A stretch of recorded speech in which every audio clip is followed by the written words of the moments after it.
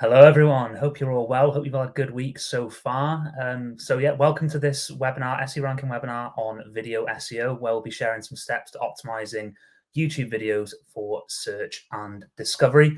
So I thought I'd kick off with a quick introduction into me. I'll be your host today. My name's Alex. I'm the Performance Marketing Director at Clicky Media. We are a digital agency who specialize in scaling D2C brands digitally. We tend to do that through search and CRO. Personally, I've worked with brands like Rally Bikes, Little Mistress, Panasonic, Iceland Foods over the past few years to drive transformational results through SEO and wider digital activity. I've got an extensive background in SEO, but over the last few years, I've broadened that out to other channels as well. So before we kick off with the presentation itself, I thought I'd just go through some slides on SEO Ranking. So SEO Ranking obviously is hosting this webinar today. For those of you who aren't familiar with the platform, it's all-in-one SEO platform. There's a variety of tools and analysis pieces available inside the platform. We've won multiple awards. So it's also not just for SEOs, it's for wider people than that. So business owners can use it to track positions, track rankings, to analyze websites, or to get a broader marketing plan generated based on your goals and your desired activity. Obviously for SEOs like myself and like Greg, there's a lot of different things that you can get out of it. So there's a couple of things on the screen at the moment. So keywords to track, monitoring links, analyzing competitor sites. There's stuff in there as well that's not in this list, but things like you can also monitor website changes, which is a really useful, unique element of the platform that you won't find on a lot of the providers. So actually monitoring when changes are made, particularly helpful if you're not as close to your development team as you'd like to be and things go live without you knowing. Also very, very popular with wider digital agencies as well. Can give you the ability to report on various different aspects. There's an API that you can access as well. Really, this tool is an all-in-one for more than just SEOs. It reaches wider than that as well. And then just one more thing on the platform itself. So if you are attending today, you will be given a link after the presentation to an extended free trial of SEO Ranking. So that'll be for 14 days. Which I'd encourage everyone to take advantage of. I could sit here and tell you how good the platform is, or you can go in and try it for yourself for free for 14 days and hear what all the fuss is about as well. That's a bit of an intro onto the platform itself. So before I hand over to Greg, I just thought I'd do a bit of housekeeping. So the format of this is going to be an hour's worth of webinar. So Greg is going to take us through his slides, and then at the end we'll have some time for Q&A. However, if you do have questions when we're running through the slides, please feel free to drop them in the comments box that you should be able to see to the right-hand side of your screen. So feel free to drop them in whenever you'd like. Greg has given me permission to interrupt him, so please let me take advantage of that. If you do have any questions as we run through, please pop them in there. If you do feel a bit nervous about asking questions, please just go ahead and fire them into the box. It might be that somebody else has the same question of you, but is too nervous to ask it. So yeah, I guarantee there's more than just you that'll be looking for the answers on specific things. And yeah, I think that's everything that you need to know from a format perspective. I'm going to stop talking now and hand over to Greg, because Greg is the star of the show today. So yeah, please give us an intro to yourself, Greg. Thank you, Alex. Appreciate it. And I've been invited to talk about YouTube, and my agency is called SEO PR. You don't see YouTube or video in the agency name whatsoever. So, who is this guy and what does he actually know? Well, I uploaded my first video to YouTube in August of 2006, and it was part of a PR campaign. But it worked. It actually ended up generating 450,000 unique visitors to a media website within 24 hours. And I thought, whoa, this video stuff surprisingly works so well. So I continued doing it and started speaking about it at industry conferences. And in 2008, there was a book publisher in the audience who said, "Would you write a book on this?" And I went, "Yeah, sure." And so I wrote YouTube and Video Marketing, which was initially published in 2009. And this is not an attempt to get you to go buy my book. Do not buy my book. It is so out of date. Unless you're a history major and you want to know what worked, all those years ago, there's very little practical value in the book today. And so if you're looking for the practical value, that's what I'm going to be sharing with you. This is based on the latest insights of what works and what doesn't. And I write about that at Search Engine Journal, but I've also written about it in other places before that, Tubular Insights and Search Engine Watch. And I've talked about this at industry conferences, including those on your side of the pond. I was a frequent speaker at the Search Engine Strategies Conference in London for a lot of years. But this is the latest, and some of this may come as a surprise because YouTube changes. Now, let me also put this into a context, because when I initially got invited to speak by the folks at SE Ranking, they were still based in Kyiv. And then I didn't hear from them for several days. And I said, okay, there's a war that's broken out there. I guess I can understand that. I'll be patient. And when they did resurface, I began learning their story. And their story is pretty profound. They actually ended up losing one of their key people. She was trying to get her kids across a sort of a bridge, along with someone who was helping them when they all got killed. So that puts a pretty profound impact on what I'm about to share with you. I would like to think that the tips that I'm going to share with you, you can use in more peaceful times. But part of what I'm going to share with you today, you can apply even as, things are turned upside down. Um, this is all hard data. How you apply it is up to you. Yes, you can use it to conduct business as usual, although these are not usual times. So let me in that sort of context share with you what works today. Um, what's important to understand is that YouTube's algorithm has changed over the years dramatically in some respects. And today, one of the things that makes YouTube different than it was when I started working with it back in 2006 is that YouTube is now looking at not only what people watch, but also what they don't watch but have the opportunity to watch. And that has some pretty profound impacts on what videos surface in the results.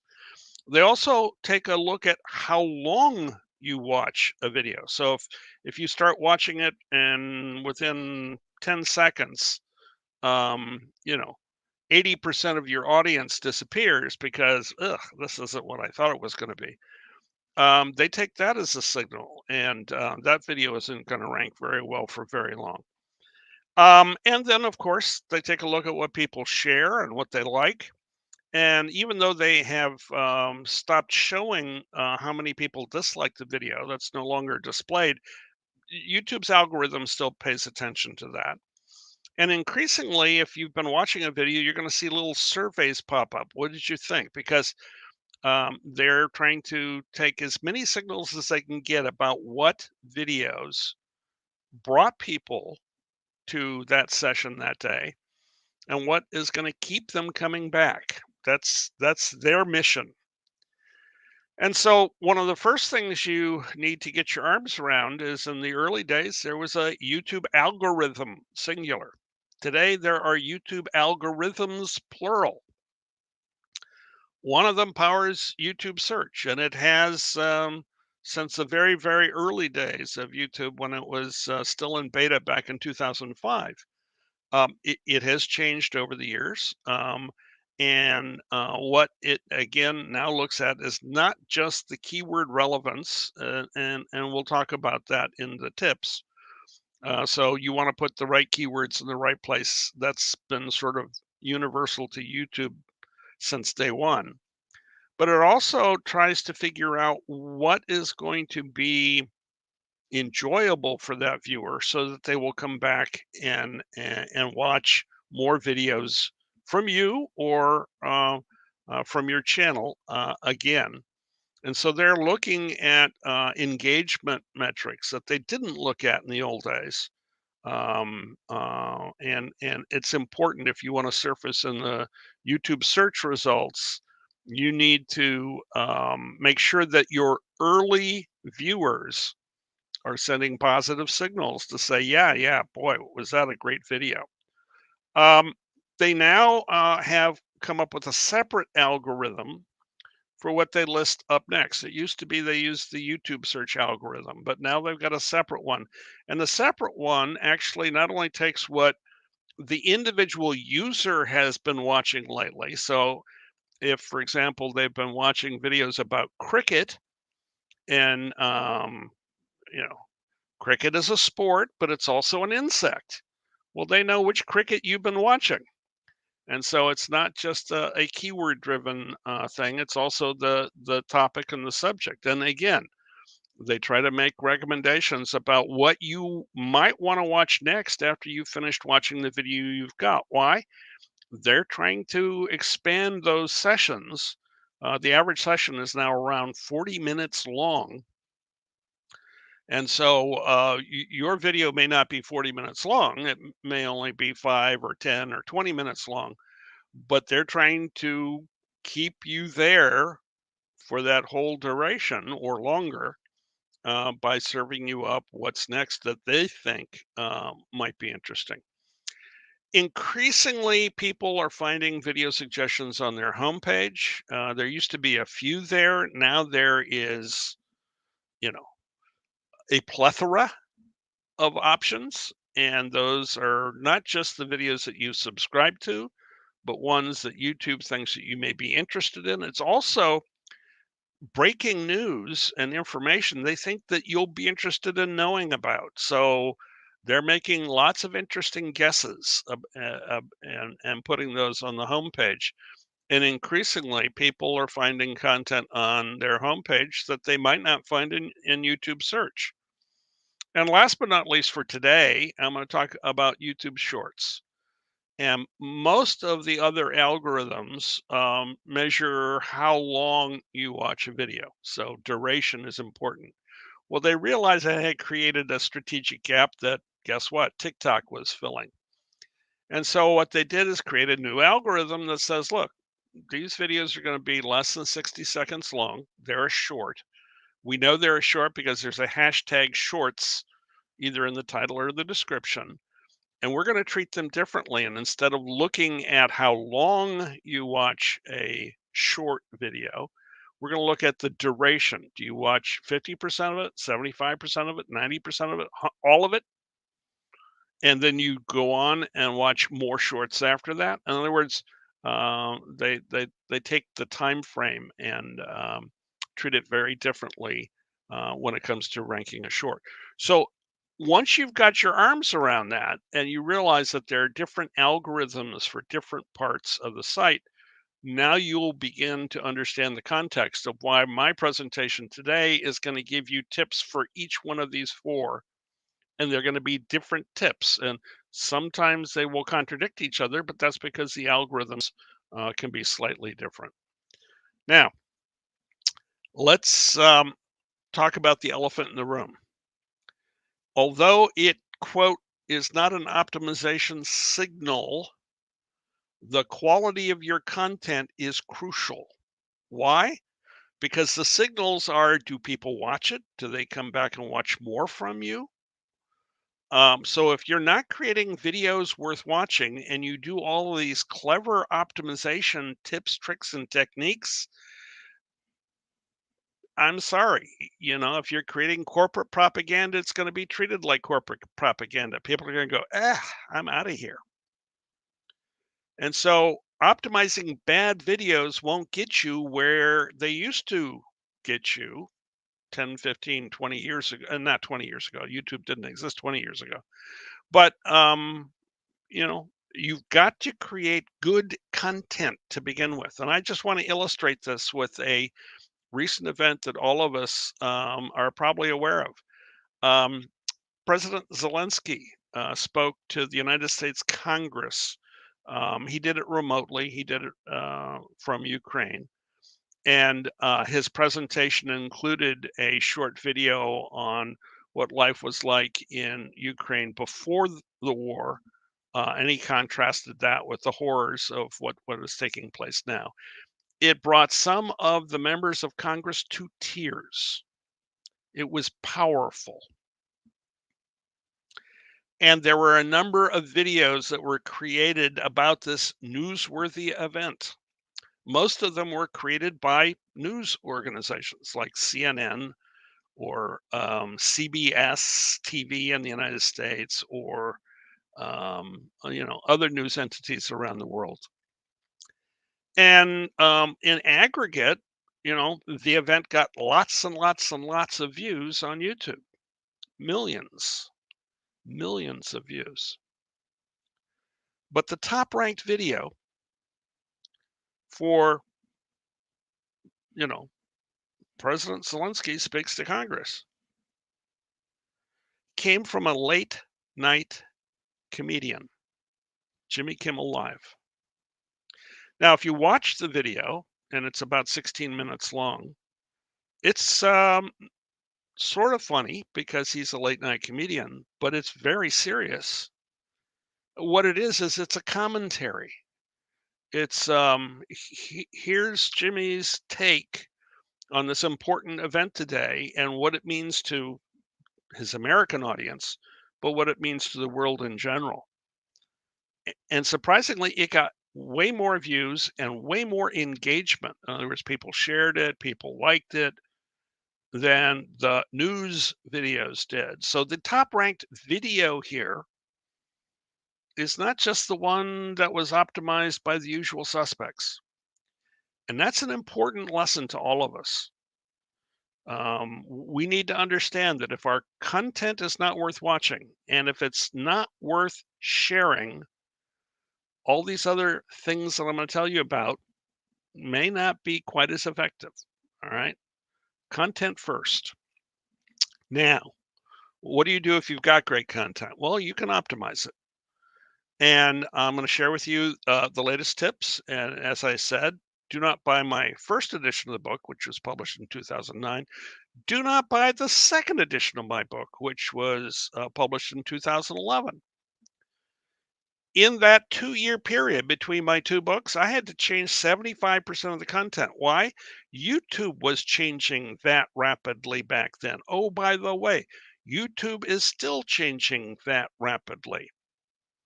So I want you to know that all the tips that I'm going to share with you today are good today.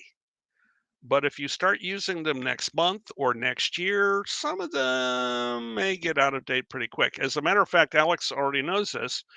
One of the slides that I'm going to get to in a second, I updated this morning because things had changed. Between when we had gone through the dry run on Tuesday and this morning, something happened yesterday afternoon. I had to change part of the slide. That's normal in the YouTube world. So again, take all this advice and act on it as quickly as you can. And here's the slide I had to change. One of the things that you're going to want to do is keyword research. And there are a lot of tools out there that allow you to do it. One of the tools is if you go to the YouTube search box and you start typing, YouTube is going to try to guess what it is that you're looking for. Why? They want to accelerate your ability to get to it. And particularly on a mobile device, it's really helpful because the keyboard is much smaller. And even though some people can use thumbs to type as fast as I learned to type with all my fingers, the autocomplete feature is still really helpful. But if you look at that autocomplete features not as a shortcut to get to the video you want to watch or the topic that you're interested in, but as keyword research, where do those suggestions come from? They come from what people like you who have typed in as much as you've typed in so far ended up looking for. It's keyword research on the fly. And there are times where I've had to optimize videos on incredibly short deadlines because it's a breaking news event. But I always have time to type in and find a couple keywords real fast just by starting to type and finding out, okay, that's the phrase people are looking for. That's the phrase I'll put in my title. If you have more time, then you can use Google Trends. And a lot of people think Google Trends is, oh, well, that will tell me what people are looking for on Google. And the answer is yes, that's right. But several years ago, there is a version of Google Trends. If you drop down in the menu, it will say, are you interested in image search or news search or YouTube search? And you can pick the YouTube search option. And what you'll discover is YouTube search trends are different than Google search trends. Why? Different people are searching in different places and they have different interests and assumptions. So find out what the YouTube search trends are by using Google Trends, but use the drop down version. And last night, literally, YouTube said, okay, fine, we've been experimenting with YouTube search insights. We're now ready to roll out a version of it by the end of April. Now, unfortunately, the version is only in English and it only draws on data from the US, the UK, Canada, Australia, India, in English, but we will be rolling out other language versions later. But if you are optimizing videos in English, the first time YouTube Search Insights becomes available, it'll be in YouTube Studio. It's going to be under the Research tab.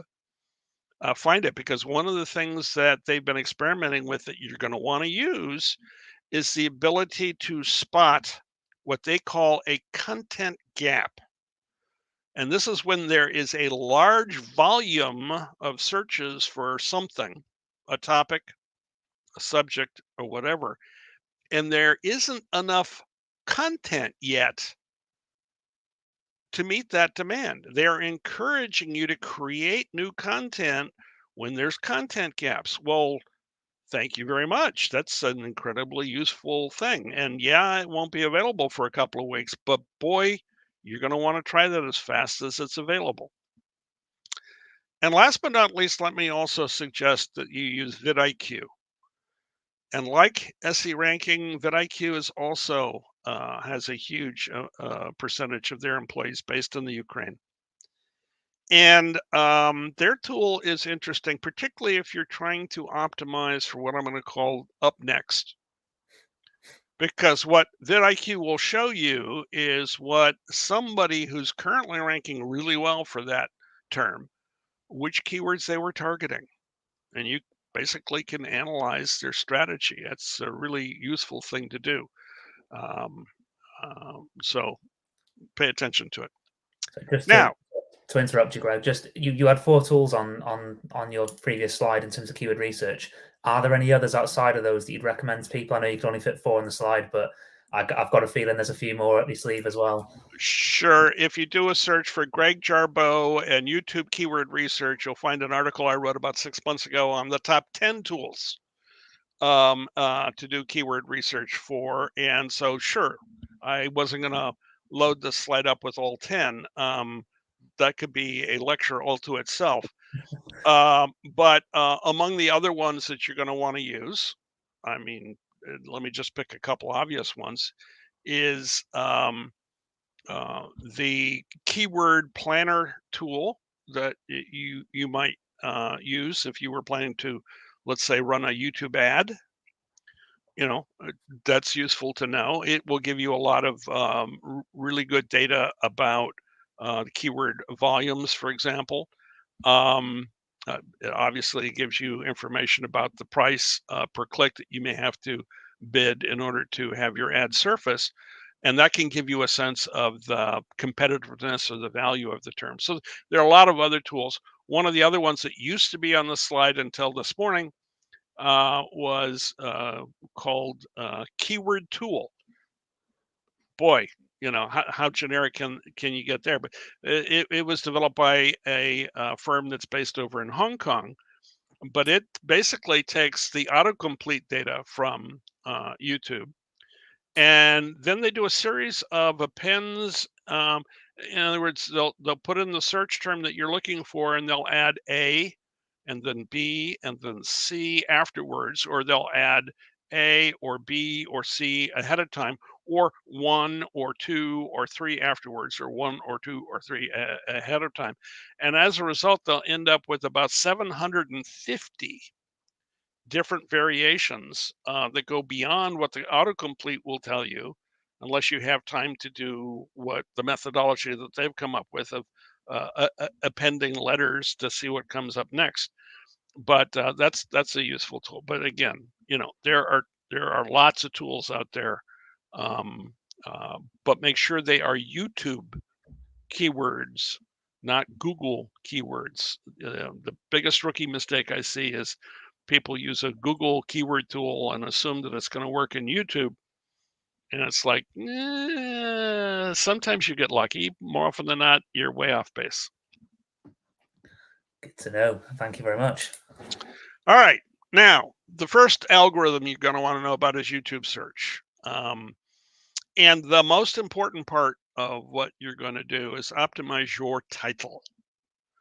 And this has been true since day one. Now, YouTube went through a sort of a mutation, maybe 10 years ago, when they went to what was then called a widescreen format. And this is back in the desktop world. So guess what? You can fit up to about 100 characters in your title, because in the old days, that's what you did to be seen on a desktop. Well, today, 60 to 70% of your traffic is going to come from mobile devices.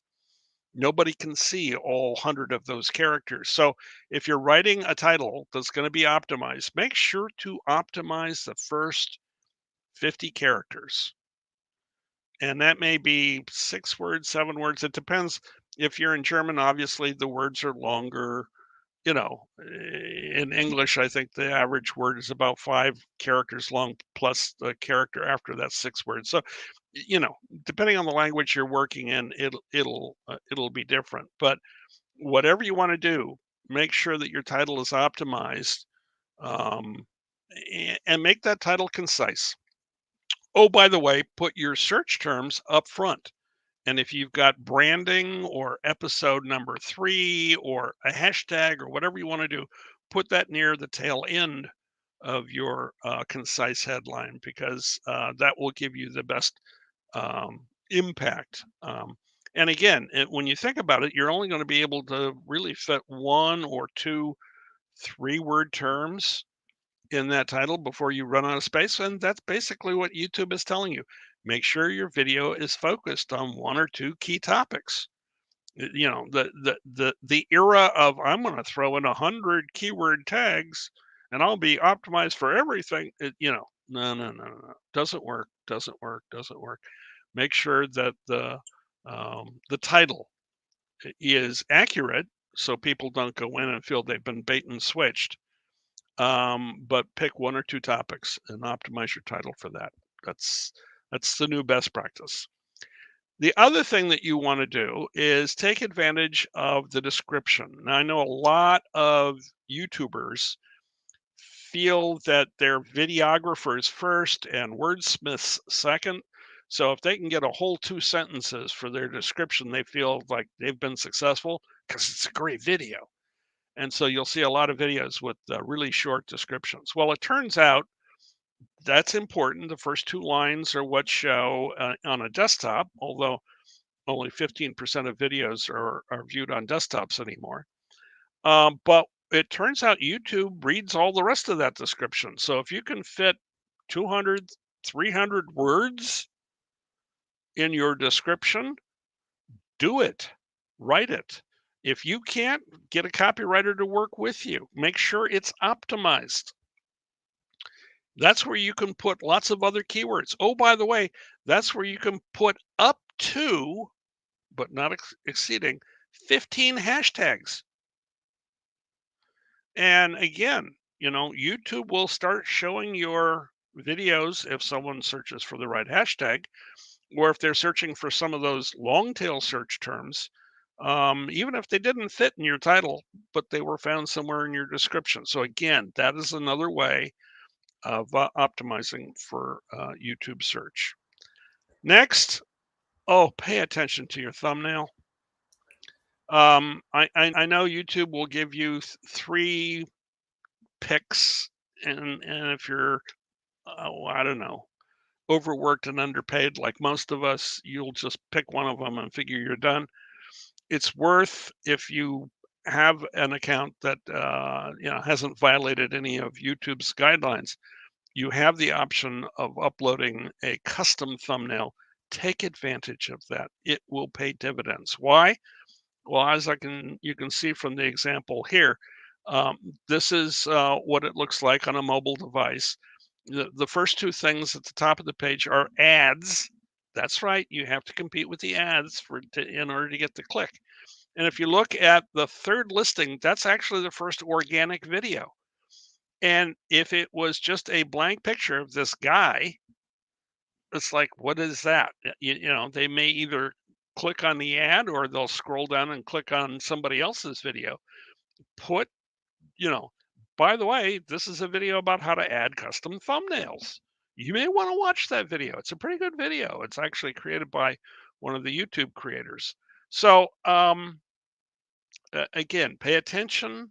It will not help your ranking because there's no quote words in the thumbnail that will get you higher or lower, but it will increase the chance that if you do rank well, you're going to get the click because your thumbnail helped tell the story. So that's pay attention to it.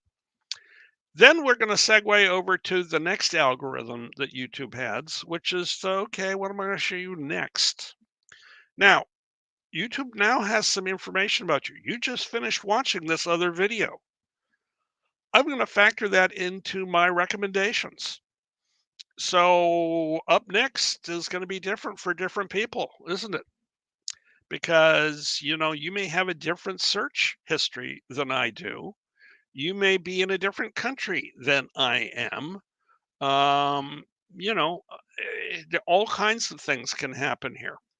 But here's where I would say some of the best, thinking comes in. At the end of your video, you can influence what people watch next if, for example, you add an end screen and you say, oh, by the way, if you like this video, I have other videos on this topic. Click here and watch the second video in this series. In other words, you've just influenced people's behavior, hopefully enough people, so that the YouTube algorithm says, oh, a lot of people who watch this video watch that video next. I guess I should show it next. So again, what you do can have an impact on what people see next. And then all of a sudden, instead of getting 1 view per keyword, you begin building 2, maybe even 3 videos as part of a session. And all of a sudden, that does good things for all of your videos. So pay attention to this. This is not just sort of off there to the side. This is increasingly the way you get found and keep people coming back is by suggesting to them what they do next. Now, you also have the advantage of adding cards. Um, Cards used to be called annotations, but now they sort of surface. If you put the card, particularly at a place in your video where you have a verbal call to action, your person who's on camera says, it's really important if you're interested in this keyword tool to go check it out. All of a sudden, there's a little card there that says, oh, by the way, this is a link to that keyword tool. That tends to work best. And again, you're beginning to influence people's behavior. That behavior is what YouTube is looking at. Not so much the text in the card. This is not like your algorithm. The algorithm is looking at the keywords. This is not like anchor text. They're looking at viewer behavior. But nevertheless, if you influence viewer behavior, it has sort of the advantage, sort of the way anchor text did once upon a time. Now, the other key thing, and this is really significant, particularly for anyone worried about the Ukraine.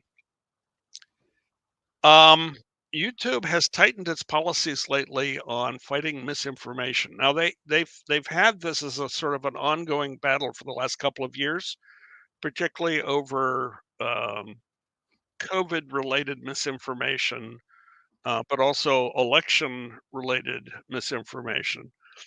But recently, they announced that, oh, by the way, pretending that the war in Ukraine does not exist is a violation of our misinformation guidelines. And based on that tightening of its definition, they literally knocked two Russian channels off of YouTube. One was RT, Russia Today, and the other one was Sputnik. And they initially knocked them off in just Europe, and then they knocked them off globally. And then they, by the way, said, you know what, there's some other Russian propaganda sites that are denying that the war exists. We're going to knock them off too. So, you know, pay real close attention to YouTube's misinformation policies. They will either knock your channel literally off the air, or they'll demote your video content based on what they call the 4 Rs. So they'll remove really egregious examples. They'll reduce the occasional video that violates their guideline. They will raise up videos that are considered authoritative and truthful. And oh, by the way, they're going to reward creators. And this is how Jimmy Kimmel ends up getting.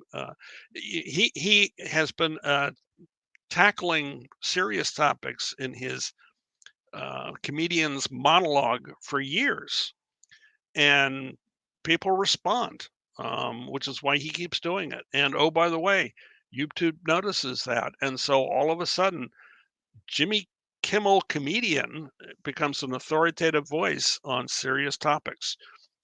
Lately, Ukraine, but before that, election fraud, or coronavirus denialism, whatever. So again, pay attention to this. Then we get to your homepage. It's littered with suggestions. So how do you influence somebody's homepage when every set of suggestions is going to be tailored to every individual? That's like, I can't create 2 billion versions because that's how many monthly visitors YouTube is getting these days. Well, the answer is, you know what? It will help if you pay attention to your scheduling, how frequently you create content, and oh, by the way, the day of the week that you publish that content. Because if your schedule is frequent, let's say twice a week, that seems to be the sweet spot these days. It used to be once a week. Now it's about twice a week. And you may find that hard to do. And so if you can only do once a week, do once a week, but try to get to twice a week. And that twice a week can be whatever days you want to pick. It can be Monday, Wednesday, it could be Tuesday, Thursday, it could be Wednesday, Friday, it could be whatever. But to the extent that you create viewer habits, I can get new content here frequently and regularly. You now begin impacting the algorithm that's going to make recommendations for what to suggest to people on their homepage. You seem to watch this a lot. I'm going to probably recommend the next new thing that comes up. So that's how you begin optimizing for that part of the algorithm. And again, take into consideration that a good 63% of the video viewers are going to be on mobile devices. This will vary by country. It will also vary by demographic group. But, I still see way too many people who are optimizing their videos as if we still live in a world that the only way people watch video is on desktops. That era came and went. All right. It's a video first world now. And if you want to know the fastest growing new platform that people are watching videos on, it's not desktop and it's not mobile. The fastest growing one is now connected TV. And guess what? All you can see on the connected TV is the thumbnail and the title. So, surprise, surprise, surprise. If you're going to be competing in this new world, you know, take an extra moment and go back and pay attention to the advice on optimizing your title and your thumbnail. That will get you on the fastest growing new channel.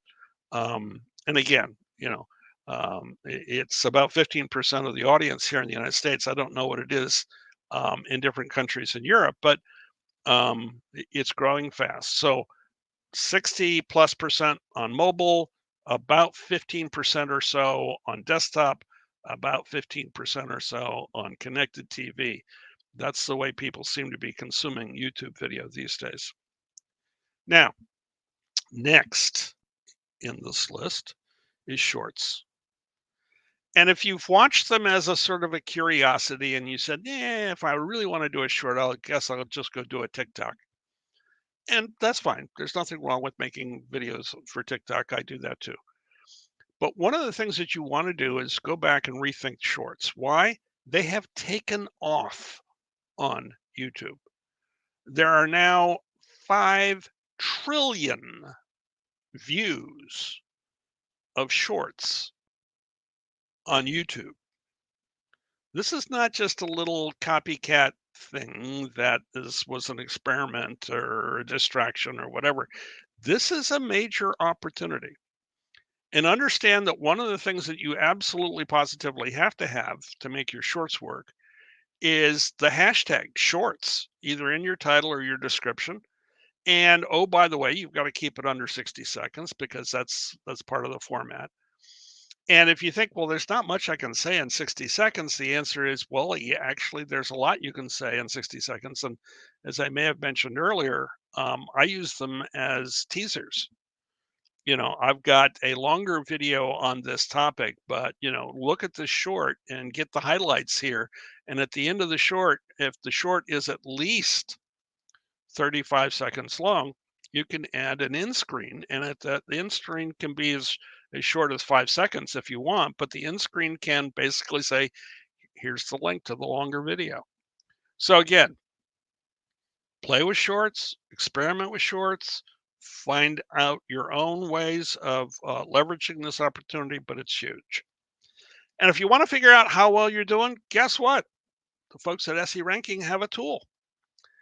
And the tool not only will help you with your rankings in YouTube, but also Google. And why is that important? Because it turns out YouTube videos surface in Google search results more than any other entity. What comes in second is Wikipedia. YouTube passed Wikipedia about a year and a half ago. So yeah, optimize for YouTube. It's the world's second largest search engine. But if you don't mess it up, you could also end up ranking well in Google as well. And what's the tip that I've got for doing that? If your video starts off with the words how to, for some strange reason, Google translates that how to. Oh, we better show a how to video. So you can make lots of other videos that aren't how-to videos, but it just so happens that's one of the sweet spots for turning up in 2 places, not just one. And I hope you can leverage that somehow. Now, let me close with some people who could use your help. Yes, yes, yes, there's always the organization that you currently work for. That's fine. That's great. But there are some other organizations out there that you may want to go above and beyond to help. Why? Because you're a human being or because I urged you to do it or whatever. Okay. One of those people, I may be mispronouncing his name. I don't know him, but it's Alexander Tishenko, I think. But let's put it this way. He's the Minister of Culture and Information Policy in Ukraine. How could he use your help? Well, he's fighting disinformation, particularly Russian disinformation. And by the way, he's been so successful, he's actually pretty much diminished Russian disinformation inside Ukraine. So he decided to go on the offense and try to get the message to Russians about the truth of what's happening in Ukraine. And obviously, the Russians are fighting that like mad. But it turns out, although the Russians have shut down, you know, Facebook and Instagram in Russia, they did not shut down YouTube. And there's over 100 million Russians who have access to YouTube. And so how can you help? Well, I don't know. If you can optimize in Russian, there's a way to create videos in the Ukraine or in any other part of Europe that are optimized in Russian, that could be found by Russians, that could begin telling the truth about the war. That is a strategic opportunity. And if you can volunteer your time, please do. Please consider it. Another person who can use your help is actually a friend of mine. His name's Bill McKibben. Now, a lot of people will know Bill McKibben as an environmentalist. He's that too, yes. But one of the things that he's done recently is create a new organization called Third Act. It's for people who are over 60, like me. And what he's basically asking us, our generation, to do is to just say, you know what? We need you some more. We need you again. And by the way, the latest thing that we need you is both to defend the climate and democracy. And so he's pushing a program called Heat Pumps for Peace and Freedom. And here's the idea. There's this technology called a heat pump, which actually, uses electricity, pulls in air. It's like a air conditioner in reverse, but it can create heat. And he's trying to encourage President Biden to use the Defense Production Act of the United States to build a ton of these and get them to Europe before October. Why? Because one of the levers, the strategic levers that Russia has, is the threat that we can cut off your gas and oil. Well, guess what? If people are using other forms of energy and warming their homes using these heat pumps, then all of a sudden Europe is not quite so vulnerable to that threat. Well, that's a strategic option. That's a person who could use your help. It's a nonprofit org, but again, you got some spare time, optimizing some videos that explain how this works could help a lot of people in a lot of places. Before we move on to the next one, Greg, we've got one question so far. So how important are descriptions and tags for YouTube videos? The descriptions are very important. The keyword tags are no longer important. They used to be important until everyone abused them and overstuffed them with way too many. And so the only time the YouTube algorithm these days will go look at the keyword tags is for misspellings, for example. And they've announced that. That's not me and an interpretation. I can actually point you to the page in the YouTube help section that states that quite clearly. So your description is very important. Your keyword tags, it's a waste of energy. They won't hurt you if you've got them, so you don't have to go back and remove them from videos that you put them on in the past. But it's way too much work with absolutely no benefit. So it's save your time. Go back and write longer descriptions. Thank you very much. All right. Another person who needs your help is well, it's hard to identify who in this picture you need to help. It's probably all of Europe. But it turns out one of the things that may not have surfaced yet big time, but will, is the fact with so many Ukrainian farmers fighting, they're not farming. And that means that the breadbasket of the world, Ukraine, is now turning into bread lines. And that is going to have a ripple effect around the world, not just in Europe, but particularly in poorer countries like in Africa and even Asia, um, we're going to have some food shortages. That's going to drive up prices. And there are a number of people who are working with the UN, for example, um, the World Food Program, who could use help optimizing videos to let people know what they can do, how to do it. And again, if you're looking for um, ways to pitch in, that's another one. And that leads me to, you know, the one last one, which I'm not sure I have in my slides. I don't, but there are in addition things that the folks at SE Ranking are doing that you'll want to support. This presentation, by the way, is going to be part of a series, and that series of webinars will give you the information for free. But one of the things that we may ask you to do as a next step is to we're trying to raise $10,000 to um, provide food and other relief to Ukrainian children, um, uh, who all of us have watched flee to Poland or to Romania or Moldova or other countries around Europe. There are other ways that you can pitch in to help. So look for them, be open to them, and please um, go beyond doing your day job. This is important.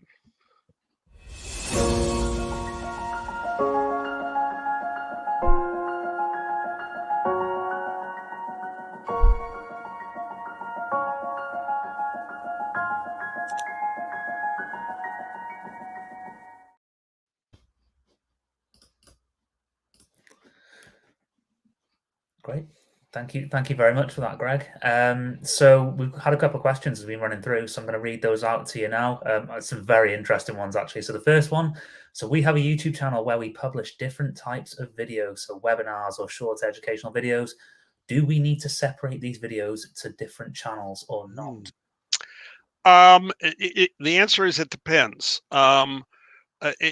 YouTube doesn't care what format your video is in. So if it's a webinar or a short video, it doesn't discriminate in the sense, oh, I want you siloed and only creating one type of video. So there's no obvious YouTube algorithm reason for you to do that. Now, the question of creating multiple videos or multiple channels is really one that is, do you have multiple audiences? Because if your audience for the webinar is significantly different than your audience for short educational videos, then yeah, maybe you do want a separate channel. And it is worth noting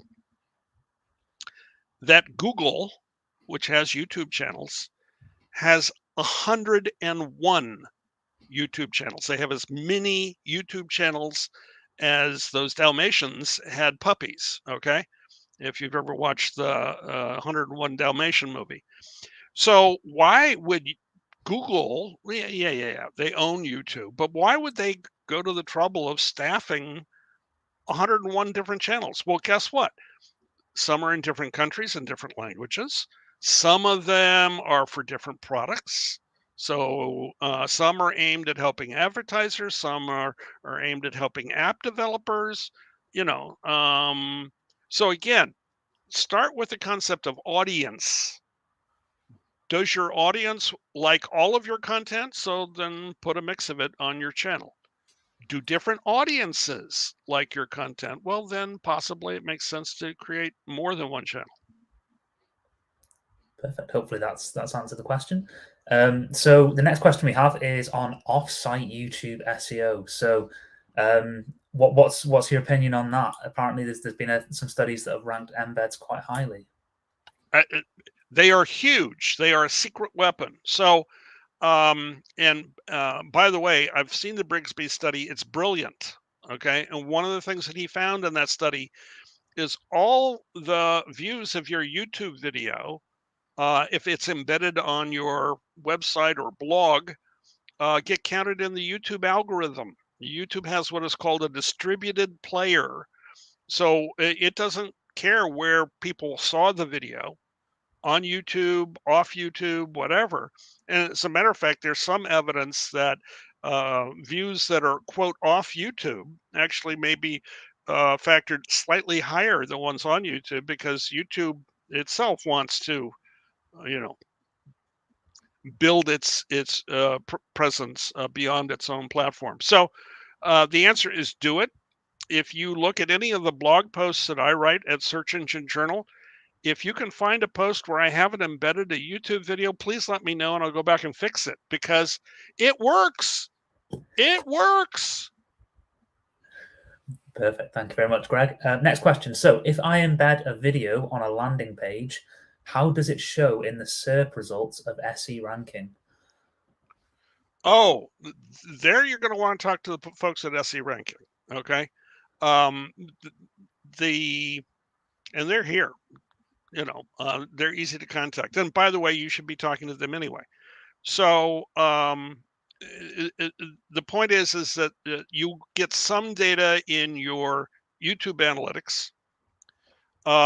If you begin exploring what is going to be coming in Google Analytics 4, which will become mandatory to use by next July 1st, you're going to discover that one of the things that they've built into Google Analytics 4 is a brand new reporting that is called organic videos. I mean, right now you're used to seeing refers and let's say social.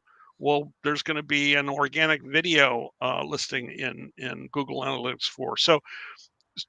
So there are things that you can, glean this data from now in different places. You obviously, if you're running ads, you can get that information from your Google Ads platform. But to understand how SE ranking shows it, talk to them. Yeah, I definitely agree with that one. If you do have any questions on the platform, SE Ranking have an incredible support team. So yeah, definitely fire questions like that over to them. On to the next question then. So what's the main difference between regular SEO and YouTube SEO in your opinion?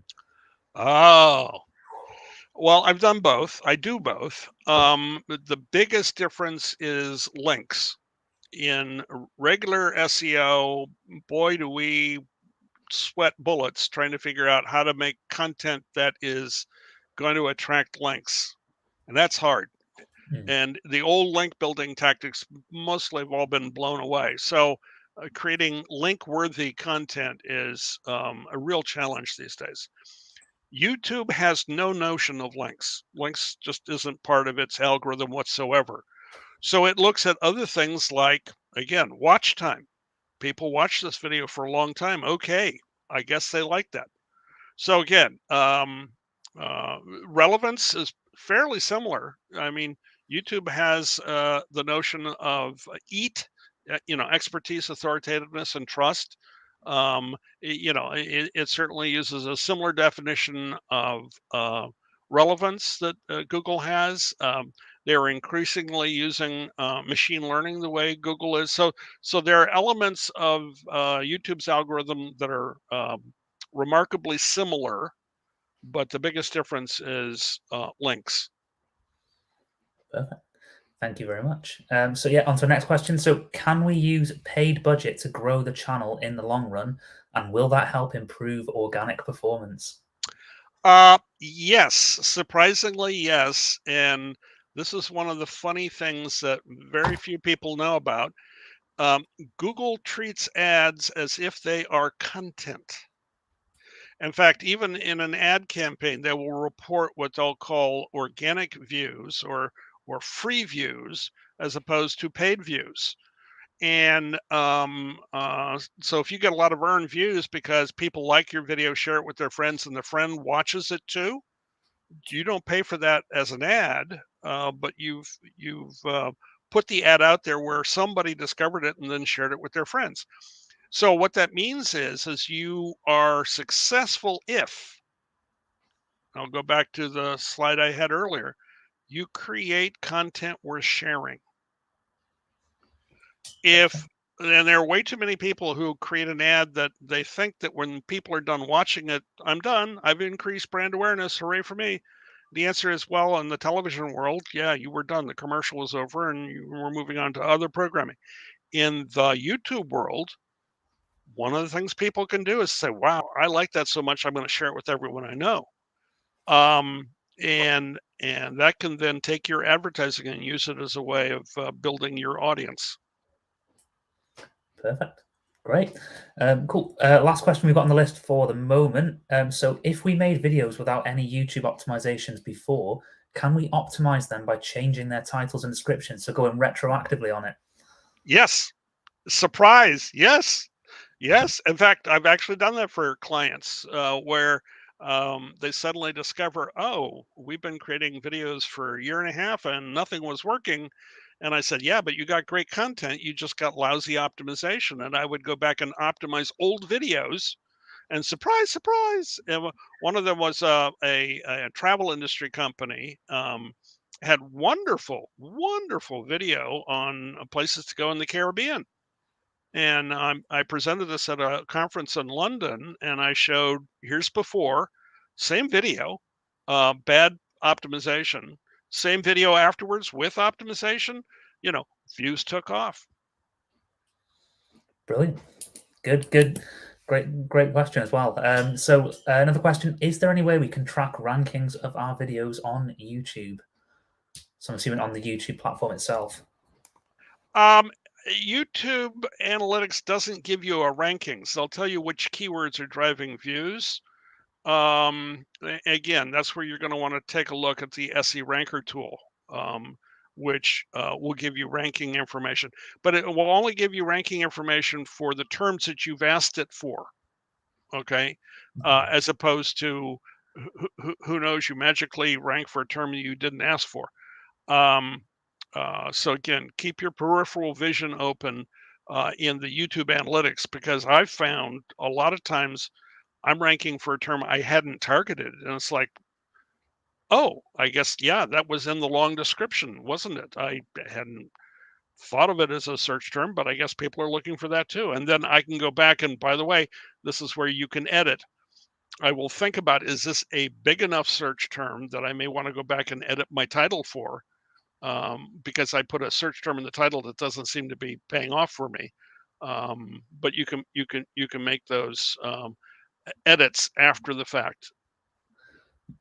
It's kind of a similar methodology to editing landing pages after looking in Search Console for some keywords. Yeah, perfect. Cool. So we've run out of questions on the chat at the moment. Does anyone else have anything they want to ask Greg? Oh, there we go. What keyword density should we follow in titles and descriptions? Oh, my guess is if you need a round number because somebody has demanded it, then I would use 2 to 3%. And is that part of YouTube's algorithm? No, they'll deny that there's any percentage. And oh, by the way, they tweak it so that whatever the percentage was today, it'll be different tomorrow. But what I have found through trial and error, which unfortunately is the only way you can actually find this stuff out, is that you keep the density fairly low. And what that will mean is if you've got um, a description that's 300 words long,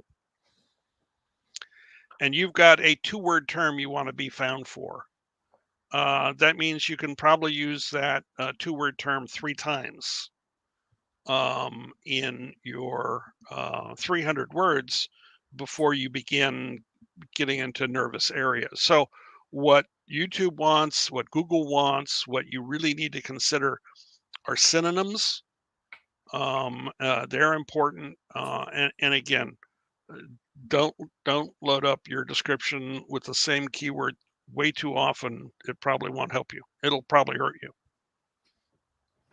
Perfect. I've got a question off the back of that, actually. So you spoke about synonyms and keywords there. What about entities? Do you think that comes into it in terms of YouTube descriptions? It, yeah, sort of. One of the things that I learned early on, and this was I don't know if you remember a fellow named Matt Cutts. Yep. He was employee number 100 at Google, and he was their public face for a lot of years before he went off to work for the U.S. government. But I used to interview people for YouTube, on YouTube, who would speak at the Search Engine Strategies conference. I did an interview with Matt Cutts. Oh, wow. No, it's pretty routine, fairly routine. But guess what I did is I optimized the video's title for Matt Cutts. And what I discovered is most people are optimizing for things. They are not optimizing for people. They also aren't optimizing that often for places. And it turns out in the entities, it's people, places, and things that, that whole knowledge panel thing is trying to figure out. Well, if they have left their guard down in people, guess whose video ranked number 1 for Matt Cutts?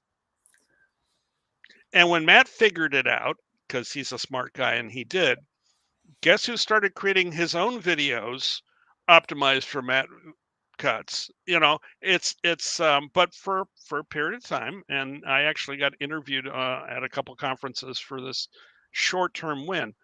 My interview beat anything else that Google had because they hadn't optimized for people. Interesting. It's a good one to remember. Fantastic. So do we have any more questions from the attendees for Greg? Anything else before we close? Give people a couple of seconds to type.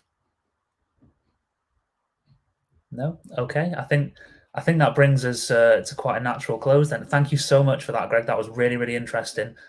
Just a reminder to everyone that's attended today, you can take advantage of that extended free trial for SE Rankings. That's a 14-day extended trial. Go and take a look at the platform. There's a link that's just popped into the comments now from the SE Ranking team. It is for attendees only. So yeah, please go and try it out, and you'll see what Greg and I are talking about in terms of why we think it's so great. I think we've got one more question actually, Greg, before we shoot off. Just one more. Are there times where embedding a video for a web page using a private hosting site such as Wave is better than using YouTube?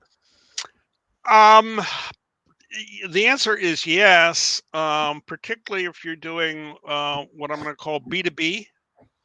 And part of that is because YouTube assumes that the only things that you're going to want to do next is watch another video, or go watch a playlist, or go subscribe to a channel. In other words, those are all the calls to action that its player provides.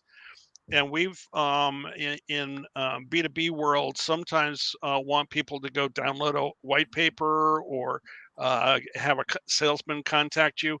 Those kinds of things, they are not built into the YouTube player, and so we've used other players and embedded our videos in those. And if you want, believe it or not, you can actually take a YouTube video and put it in a third-party player that has those extra calls to action. But again, depending on your situation, you may just want to create the video in the third-party player directly. It depends on what you want people to do next. Perfect. Thank you very much, Greg. I think that's all we've got time for in terms of questions. Just one more thing to note: there are a lot of other webinars coming up for SE Ranking over the next few weeks and months. I believe the team are going to put a link into those webinars into the chat, so I'm just waiting for that one to appear. But yeah, there we go. It's in there. So yeah, just follow that link to find out what's coming up next. So that kind of brings us to a close. Before we do go, Greg, if people want to reach you or try to ask you some more questions, where can they find you? Oh, I'm a secret undisclosed location. No. You'll find me in all the links that were in the introductory slide. There were, I think, 3 or 4 links underneath.